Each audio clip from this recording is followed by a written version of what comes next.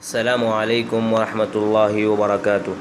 الحمدللہ، سیرت عبدالرحمن بن یحییٰ المعلمی رحمہ اللہ کا سلسلہ جاری و ساری ہے اللہ کی توفیق سے۔ اس پارٹ میں ہم یہ بیان کریں گے کہ تاریخی ضوء میں حکام پر خروج کے نقصانات کیا تھے۔ شیخ ذہبی العصر رحمہ اللہ اپنی کتاب التنکیل جلد نمبر 1 صفحہ نمبر 90 پر 4 میں حکام پر خروج کے نقصانات یوں بتاتے ہیں کہ مسلمانوں نے بھرپور تجربہ کر لیا کہ خروج کا نتیجہ شر کے علاوہ کچھ دوسرا نتیجہ لایا ہی نہیں۔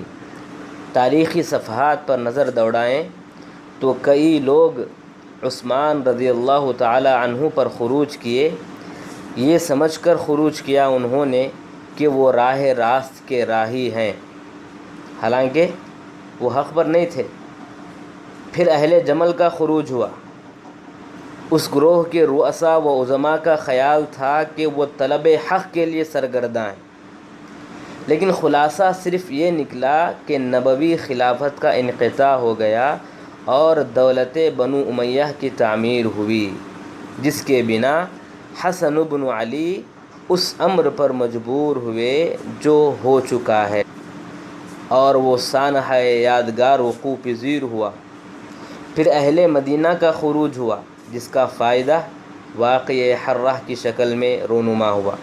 پھر قرہ کا ابن اشعث کی معیت میں خروج ہوا۔